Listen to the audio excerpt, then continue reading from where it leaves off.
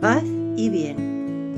Un saludo fraternal de vuestra hermana ermitaña Consuelo de Jesús Abandonado. Desde el Eremitorio El Pobre de Asís, en Cantabria, España, os doy una cordial bienvenida a nuestro programa La Voz Eremita, el cual surgió de una iniciativa del grupo Sanando Corazones y de la Iglesia Antigua Diversidad Cristiana.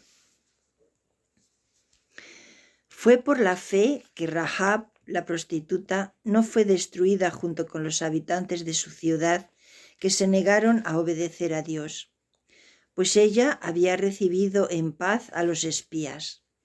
Hebreos capítulo 11, versículo 31. Los rabinos, desde tiempos inmemoriales, y luego muchos intérpretes del cristianismo, han intentado demostrar que Rahab era una mujer distinta de lo que nos dicen las Escrituras. Estas personas niegan que fuera una ramera. Rahab terminó siendo la tatarabuela del rey David. Su nombre figura en Mateo capítulo 1, versículos del 1 al 17, donde el apóstol enumera la genealogía de Jesús. En la Biblia es designada como un ejemplo de fe. Además, el apóstol Santiago la menciona como una persona digna por sus buenas obras. Lo podemos leer en Santiago capítulo 2, versículos 25 y 26. Dice así: de igual manera, ¿no fue declarada justa por las obras aún la prostituta Rahab cuando hospedó a los espías y les ayudó a huir por otro camino?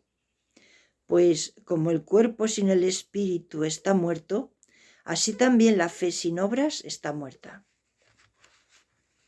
¿Cómo, se preguntan algunos, puede una mujer así haber sido una ramera?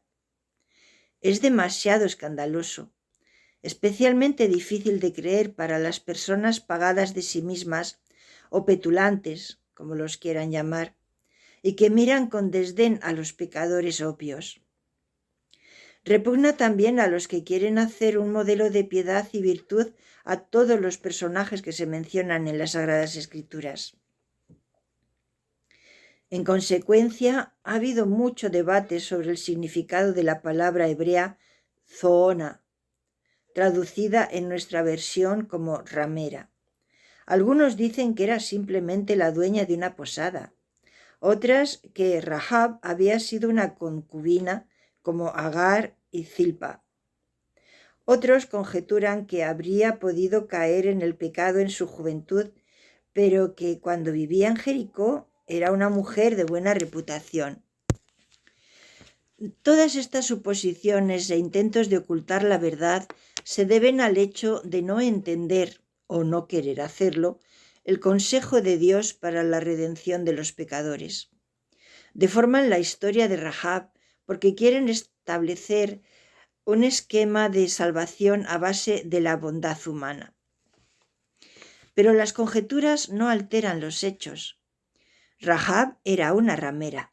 No hay forma de cambiar el significado de zoona, ni el del griego porne. Aunque a algunos les repugne admitirlo, han de recordar que no solo Rahab, sino también Tamar, la nuera de Judá, leer la historia en Génesis 38, y Betsabé, la esposa de Urías, ver 2 de Samuel capítulo 11, eran mujeres pecadoras, aunque constan en la genealogía de nuestro Salvador. Todos hemos pecado y por eso estamos lejos de Dios, pero Él nos ama mucho y nos declara inocentes sin pedirnos nada a cambio. Por medio de Jesús nos ha librado del castigo que merecían nuestros pecados. Dios envió a Jesucristo para morir por nosotros. Si confiamos en que Jesús murió por nosotros, Dios nos perdonará. Con esto, Dios demuestra que es justo y que, gracias a su paciencia, ahora nos perdona todo lo malo que antes hicimos. Él es justo y acepta a los que confían en Jesús. Romanos capítulo 3, versículos del 23 al 26, versión actualizada. Esta es la gran verdad que hemos de recordar al considerar este tema. Y esto se aplica tanto a Rahab como a toda mujer virtuosa. Las Escrituras no hacen excepciones. Rahab tuvo fe y se arrepintió de sus pecados. Después que cayeran los muros de Jericó y ella fuera rescatada, se integró con los israelitas y se casó con un hombre judío de nombre Salmón, uno de los 2 espías que había albergado en su casa. Por su fe, que nació cuando todavía vivía una vida de pecado, su nombre ha sido inmortalizado por el apóstol. Rahab probablemente oiría hablar del extraño pueblo que se estaba acercando a Jericó por algunos mercaderes, gente que frecuentaba una casa como la suya. Por otra parte, hemos visto que en el pueblo escogido el pecado era frecuente. Había una murmuración constante. Recordemos a María, nada menos. Recordemos también a Sipora, la esposa de Moisés. Incluso el mismo Aarón pecó en numerosas ocasiones. Entretanto, Dios tuvo compasión de esta mujer y le concedió su gracia.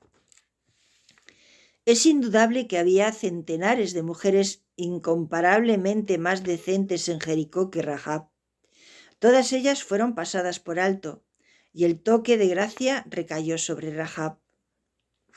Es posible que la fe ya hubiera estado creciendo en su alma, que hubiera oído de los milagros extraños que se realizaban en aquel pueblo que peregrinaba por el desierto y se acercaba a Jericó.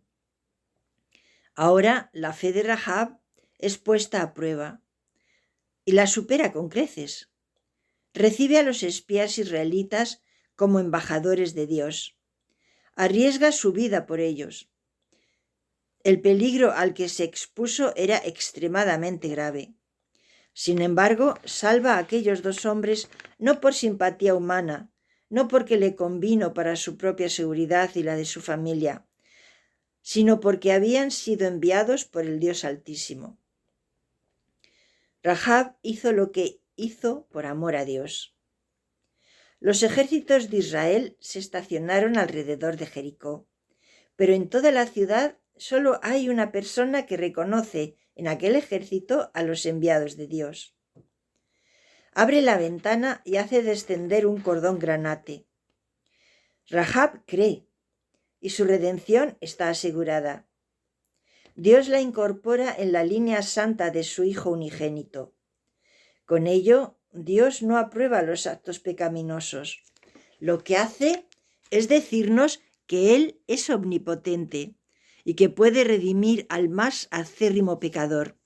Y nos dice además que aunque hayamos aceptado ser salvos en Cristo, no debemos comportarnos como unos santurrones mirando con desdén a los que aún no se han convertido. Que el Señor te bendiga y siempre te guarde, te muestre su rostro y tenga misericordia de ti. Que el Señor te mire con bondad y te conceda la paz. Amén.